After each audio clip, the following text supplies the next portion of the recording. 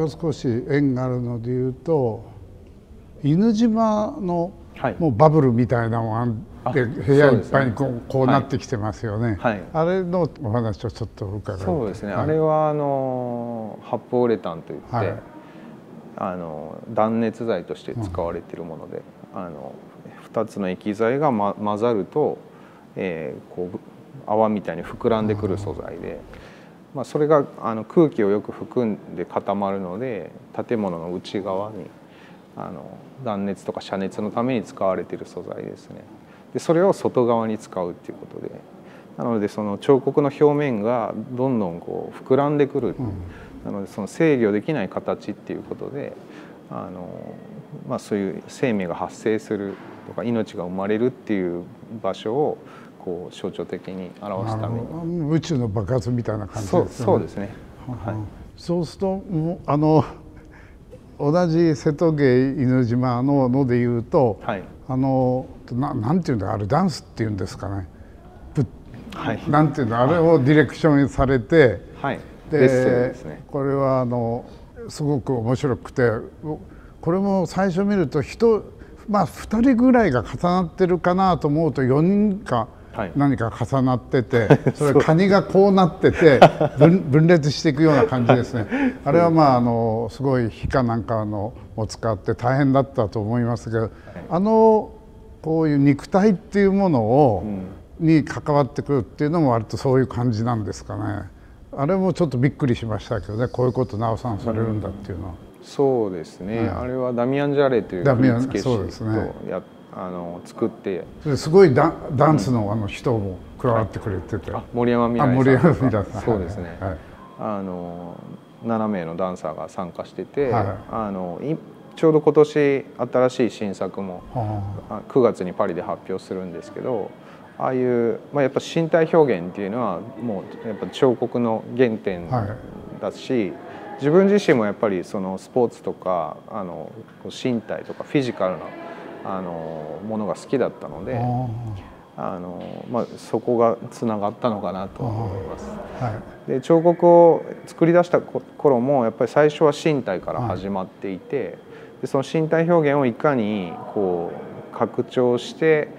こう分岐させて、一つ一つマテリアルに置き換えていけるかっていうのが僕の挑戦だったので、やっぱりこの「フォース」とか他の作品も全部その身体の延長にはあると思います。いや今伺ってもう全くよく知らなかったんだけれども、作品で出てくる時に不思議な作家でいろんなことがで、これはだからさっき申し上げたようにアーティストアートなんだけども、科学的なものだったり建築的なものだったり、いろんなことがして、あとその身体の動きっていうのにものすごい興味を持ってるで驚いてたんですが、今日お話を伺ってその学生の時白州行って、あれってその今挙げられた作家たち、あと榎倉さんとかもいて、であそこダンスではミンさんとかのああいう動きがいて、あと象設計集団も入っていて、でだからそういう意味ではものすごくいろいろな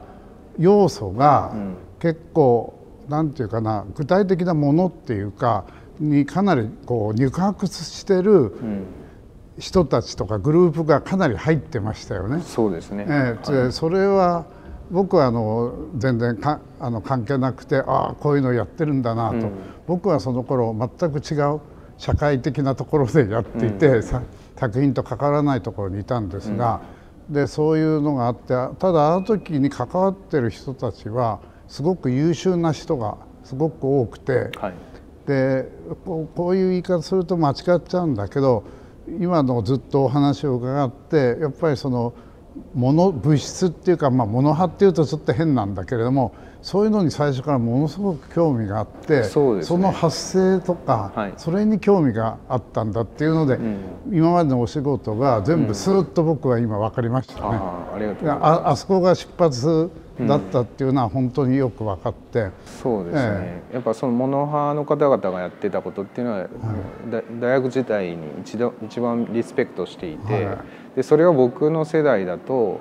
どういう展開ができるかっていう。で僕が大学の頃に卒業する前は携帯電話もインターネットもなかったんですけど、卒業する時にはもうみんなが携帯使って、みんながインターネットを使ってたんですよ。だからそういうデジタル社会がデジタル化に移行する時期でもあったし、そこでそういういろんな情報とか技術が人間のライフスタイルを変えたり価値観を変えてしまうっていうこともやっぱり大きな自分がそのアートを作る時の大きな要素ではありました。だからその技術的なリサーチとか、あと今回のフォースなんかも落ちてくるのがバイナリーコードのようにも見えたり、あとその、石油の時代、そういうオイルがずっと落下し続けて、世界中でずっと消費がされてるっていうことをその場で感じるっていうのにも見えますし、でもうそういう石油の時代がもう終わりなんだっていう感覚もありましたし、